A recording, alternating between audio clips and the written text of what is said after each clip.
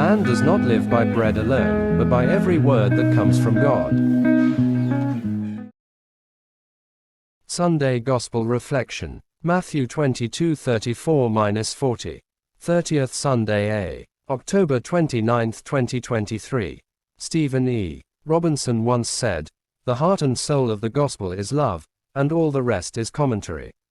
Whatever else we may perceive religion to be, we are wrong, for true religion is love in action, God's love for us and our love for God and for our neighbors. Following Christ. The Parable of the Divers and More Good News, 125. This is the same message Jesus wishes to tell us in the Gospel reading for the day. You shall love the Lord your God with all your heart, with all your soul, and with all your strength, and with all your mind, Mark 12:30. And your neighbor as yourself, Luke 10:27, is the first and most important. The twofold commandment of love is the resume, condensation and fulfillment of all the laws of Moses and all the teachings of the prophets. In it all the other commandments are included and made one. Indeed, charity expresses all, contains all, and crowns all. Saint Jerome hands down a tradition concerning the last years of Saint John's life. When he was already a very old man, he used always say the same thing to the faithful: "My children, love one another."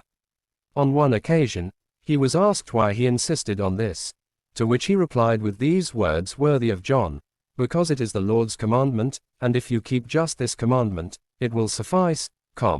In Gal. 3:6-10. What are some of the implications of the twofold commandment of love in our Christian faith and life? First, it teaches us that the best distinguishing mark of what a Christian should be is charity.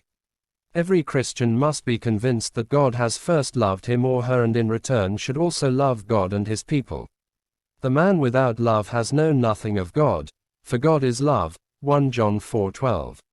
Charity, therefore, is the sure mark of Christian, the way to recognize the genuine disciple of Jesus. Charity is the theological virtue by which we love God above all things for his own sake, and our neighbor as ourselves for the love of God, CCC 18:22. Second, it teaches us that charity is the soul of the holiness to which all are called. It governs, shapes, and perfects all the means of sanctification, LG 42. The perfection of Christian life consists fundamentally in charity, and that the soul of holiness is charity. Why? Because love, as the bond of perfection and fullness of the law, Colossians 3:14, Romans 13:10, governs, gives meaning to, and perfects all the means of sanctification. Paul says, "He who loves his neighbor has fulfilled the law." The commandments, "You shall not commit adultery," "You shall not kill," "You shall not steal," "You shall not covet," and any other commandment, are summed up in this sentence: "You shall love your neighbor as yourself." Love does no wrong to a neighbor, therefore love is the fulfillment of the law, Romans 13:8-10.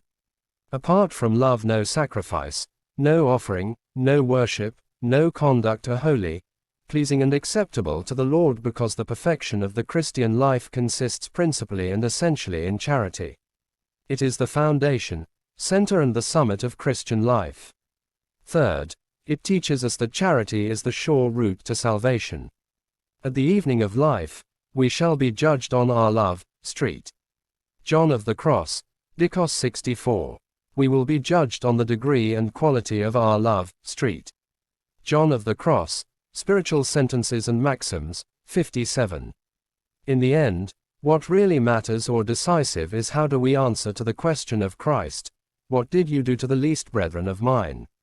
Blessed are you when you fed the hungry Christ, gave drink to the thirsty Christ, received the homeless Christ, clothed the naked Christ, and visited the sick and the imprisoned Christ. Mother Teresa of Calcutta, for Jesus will say, "Amen, I say to you, whatever you did for one of these least brethren of mine, you did for me." Matthew 25:40. In sum, charity is the greatest of all gifts, a sure route to holiness and salvation, and the identifying mark of the Christian.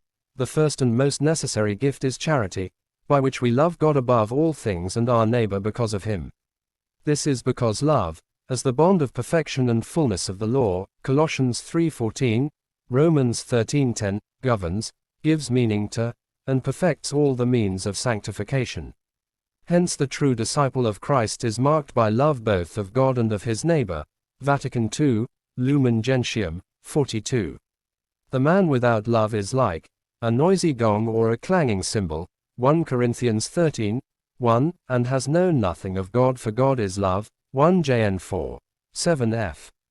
The one who has no love for his brother or sister he has seen cannot love God he has not seen. He is a liar, because whoever loves God must also love his brother. 1 John 4:19-21. As Christ has loved us, let us, therefore, love one another, because love is of God.